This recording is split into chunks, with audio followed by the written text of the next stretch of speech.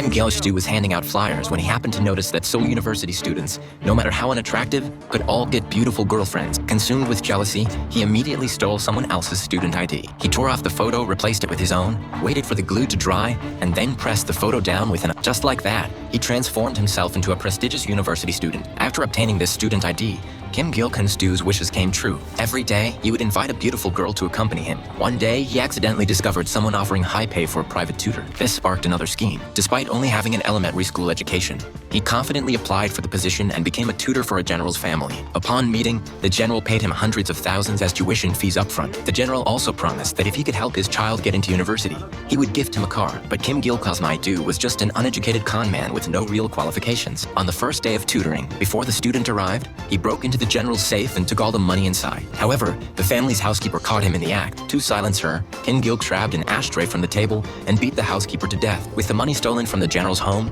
he lived a carefree life, taking different women to luxury hotels every day. But one day, as he was leaving a hotel with a beautiful woman, he encountered the general who had hired him as a tutor. Although Kim Gil was wearing sunglasses, the general recognized him. Kim Gil-du immediately abandoned the woman and quickly fled. The general pulled out his gun and fired several shots, but due to his old agent Poo Rai-side, he missed every shot. The general could only watch helplessly as the murderer escaped right before his eyes. From then on, Kim Gil-stu became a wanted fugitive. To avoid capture, he fled deep into the mountains. Upon arrival, he was taken in by a kind but unhearted man named Ha Jang-tae. Jang-tae not only provided him with food, clothing, and shelter, but also taught him how to make buckwheat noodles. The two spent every day researching noodles technique. Only after half a year did they venture out of the mountains to purchase supplies. While eating at a restaurant, Kim Gil-stu overheard that the noodle shop was looking for a sunning forest in the seal. When he saw the beauty of the shop owner's daughter, he was instantly smitten. To fulfill his ambition, on the return train, he suggested to Jang-tae that they open a noodle shop in the county town. However, Jang-tae immediately refused,